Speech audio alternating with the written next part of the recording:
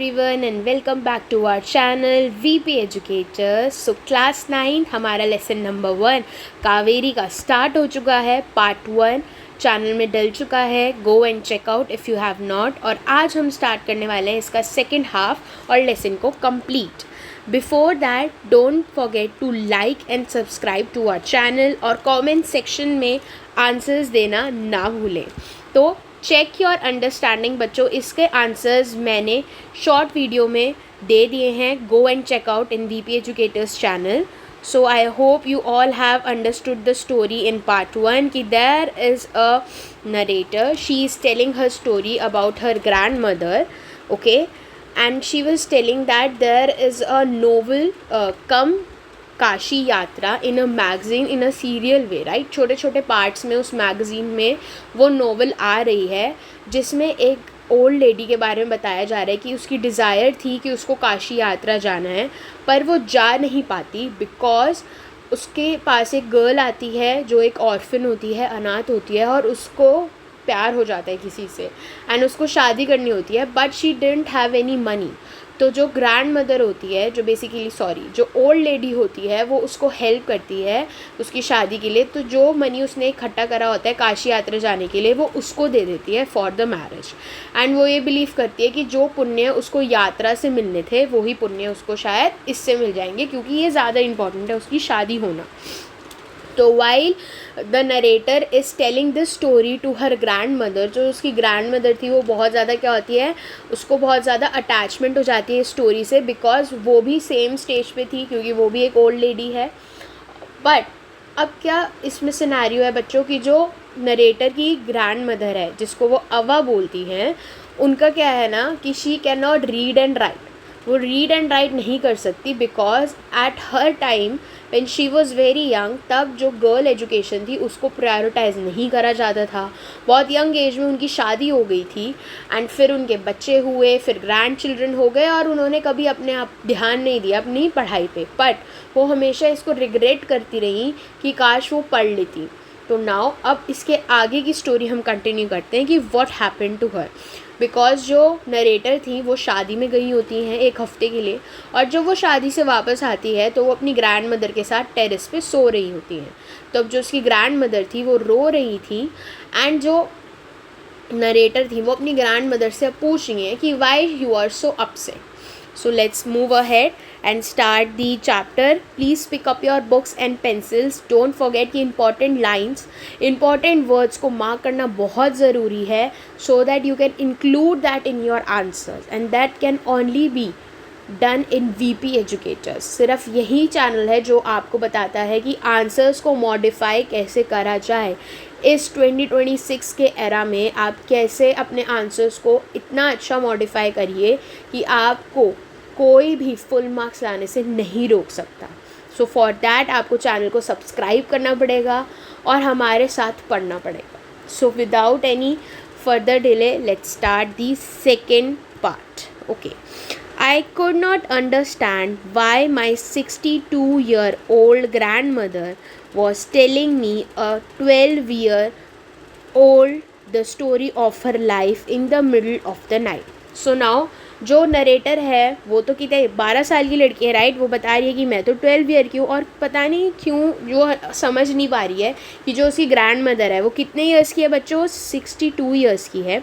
वो क्यों अपनी स्टोरी बता रही है, लाइफ की स्टोरी बता रही है रात में, ओके क्योंकि वो बच्ची है ना। बच्ची क्या समझेगी कि बड़ों की जो वो बात बता रही है कि वो सैड क्यों है। वो अपनी स्टोरी बता रही थी कि जब मैं बच्ची थी तब पढ़ाई पे, लड़कियों की एजुकेशन पे लोग इतना ध्यान नहीं दिया करते थे। मेरी जल्दी शादी हो गई, फिर बच्चे हो गए, फिर ग्रैंड चिल्ड्रन हो गए, वो कभी अपने ऊपर ध्यान नहीं दे सकी। और जो 12 साल की ये बच्ची है जो नरेटर है, वो ये नहीं समझ पा रही कि मेरी ग्रैंड मदर आज अचानक से अपनी बचपन की बातें क्यों बता रही हैं मुझे।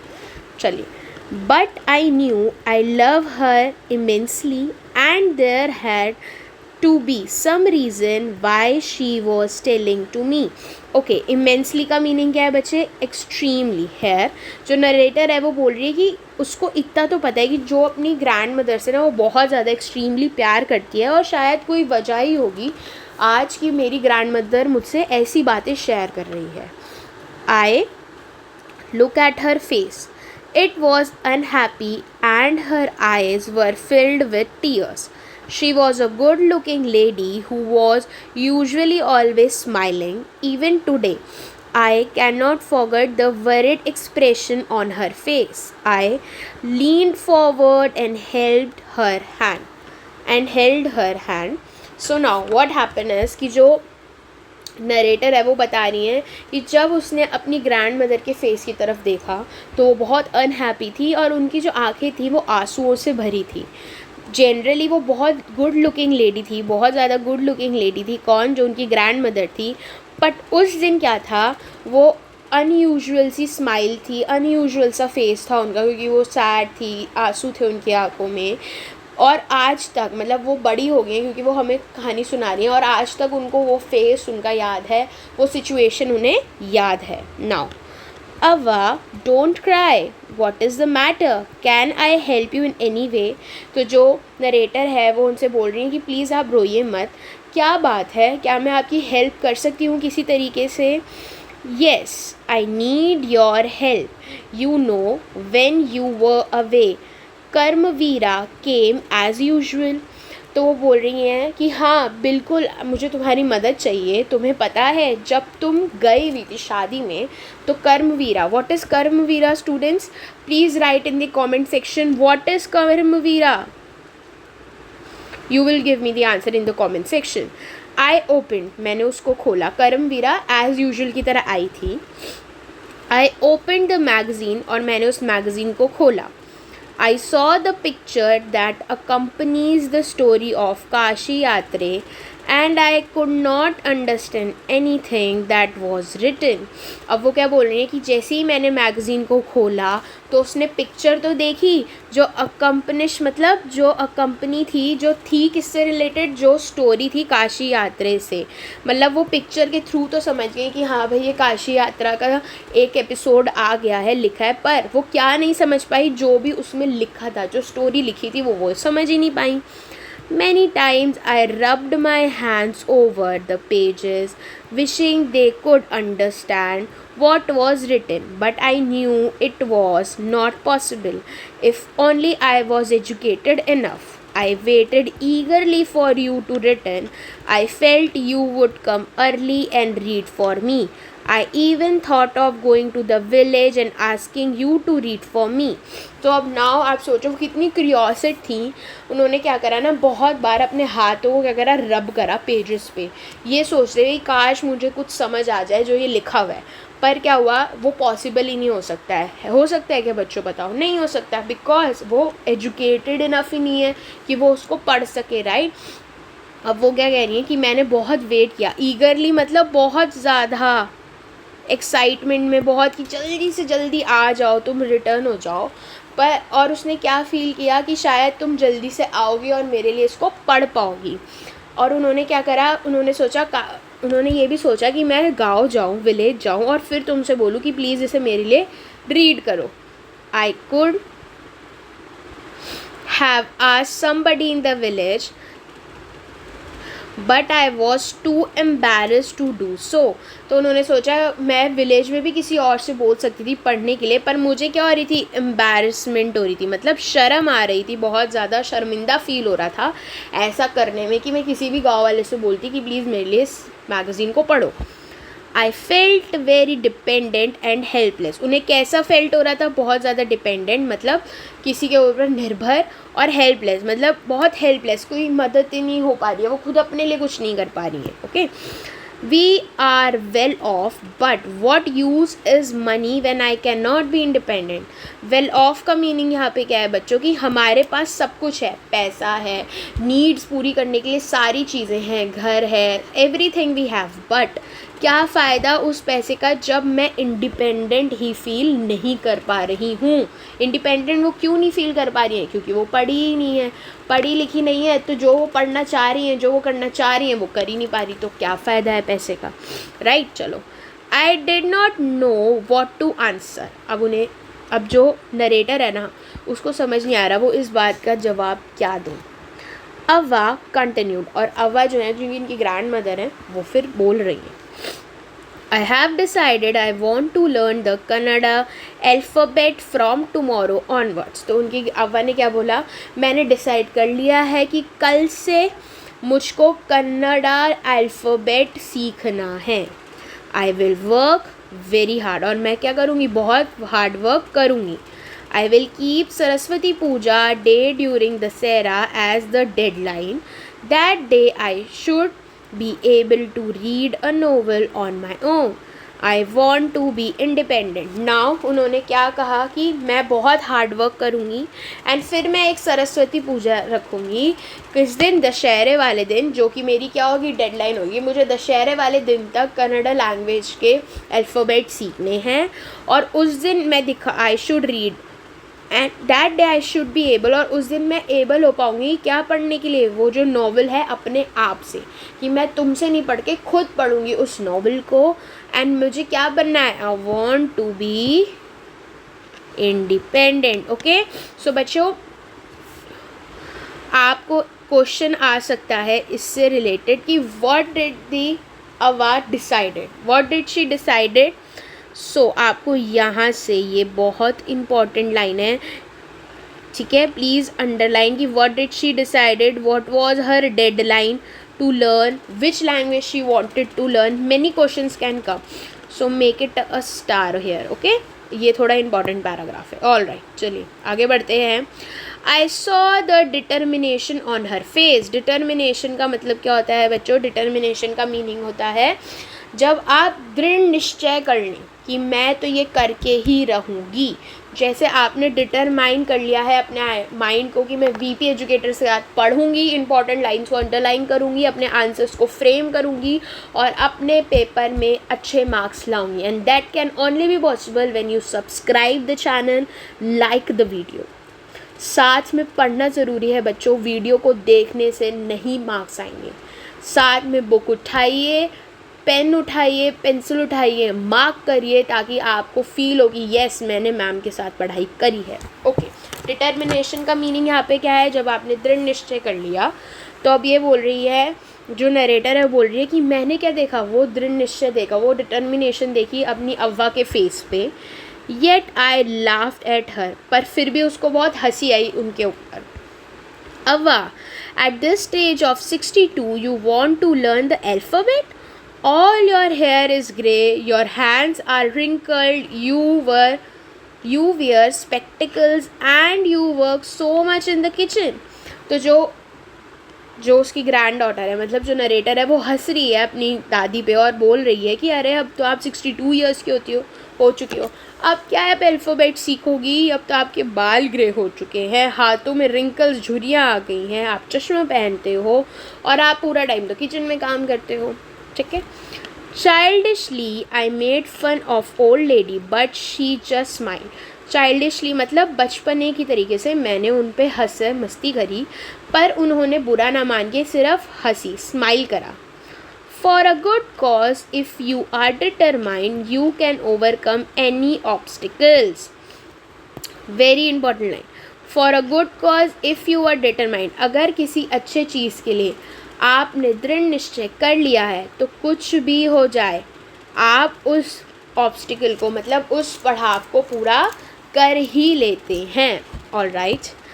आई will work harder than anybody but I will do it.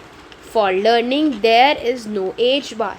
उन्होंने क्या बोला कि मैं बहुत हार्ड वर्क करूँगी, कोई भी ऐसा नहीं करेगा, पर मैं सबसे ज़्यादा हार्ड वर्क करूँगी अपने लिए. और एज क्या है, पढ़ने लिखने के लिए कोई भी एज नहीं होती. आप किसी भी एज में कोई भी काम कर सकते हो, किसी भी एज में स्पेशली पढ़ाई कर सकते हो. Education have no age bars. All right. The next day onwards I started my tuition. Okay, तो जो नरेटर है उन्होंने very next day tuition start कर दिया उन्हें पढ़ाने का. Avva was a wonderful student. The amount of homework she did was amazing.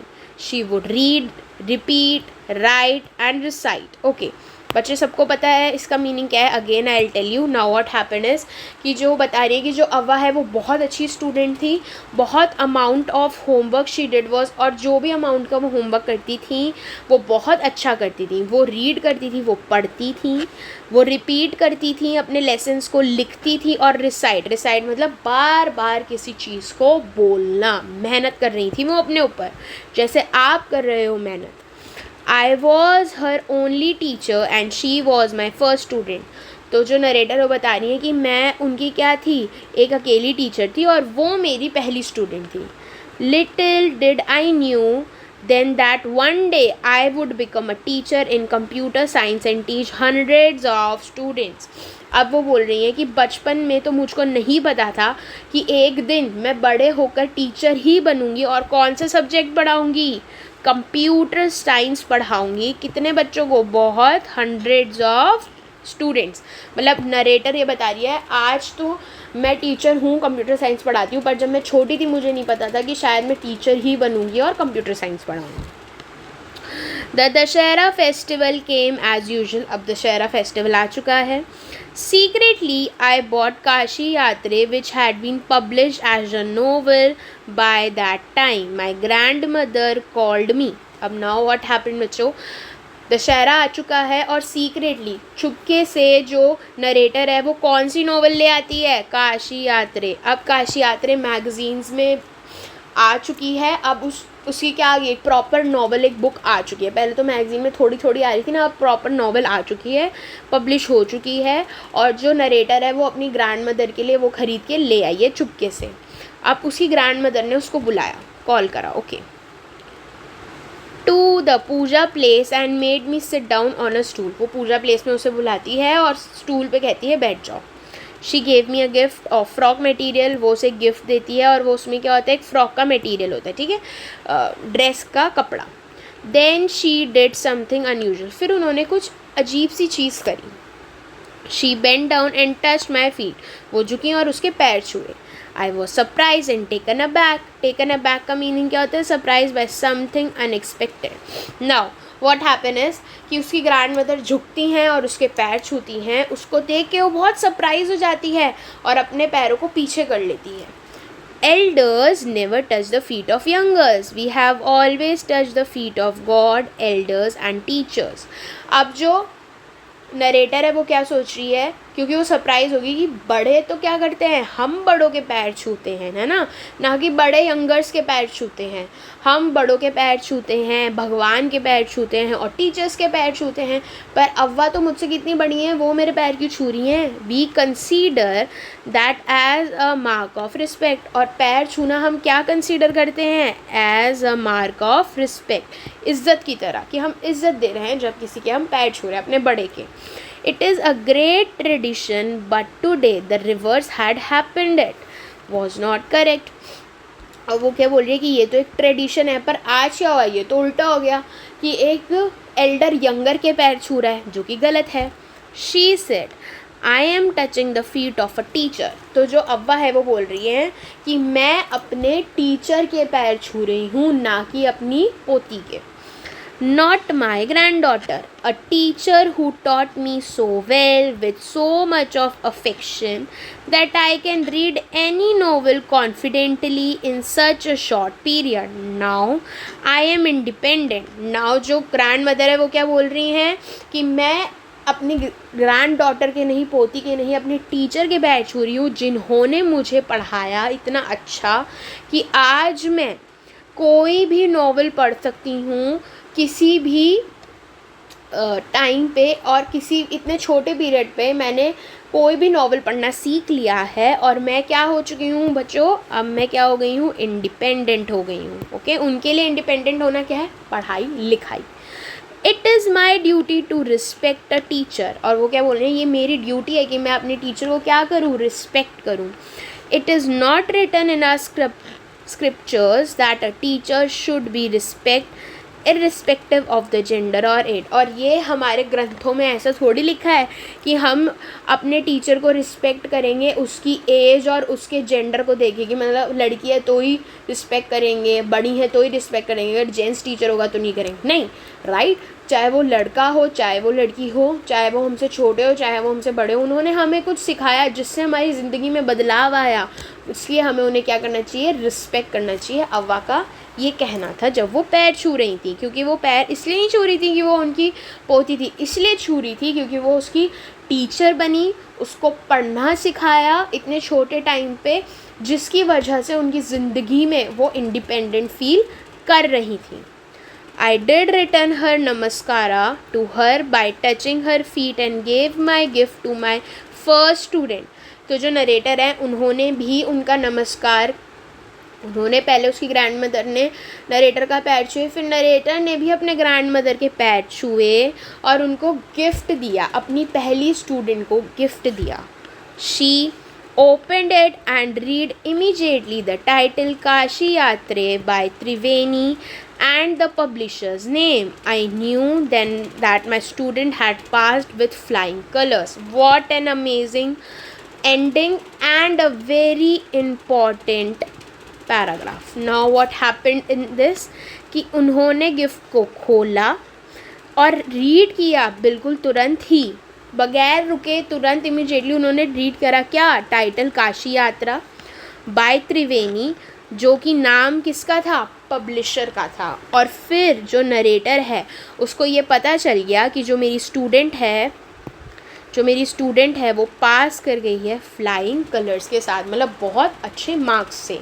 And a very very important person, जो नरेटर है वो कौन है बच्चे, हमारा Sudha Murthy is the narrator of this story. Sudha Murthy अपनी और अपनी ग्रैंड मदर की स्टोरी बता रही थी।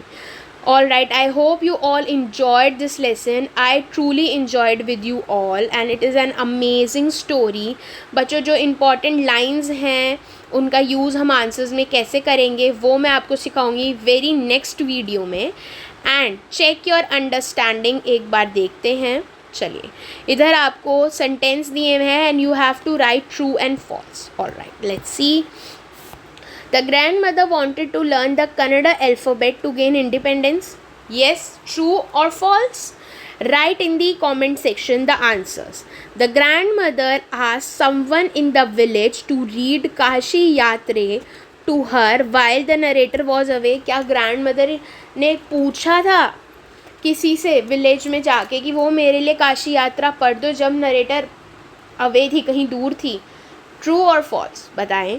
The narrator was the grandmother's first teacher. Okay, मैं ऐसे मार्क कर लेती हूँ, teacher and taught her how to read Kannada.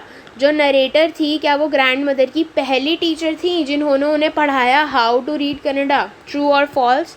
Now fourth one, the grand mother believe that there was no age limit for learning. क्या grandmother का ये believe था कि पढ़ने की कोई एज लिमिट नहीं होती है? True and false? Fifth, the grand mother touch the narrator's feet as a mark of respect for her as a teacher.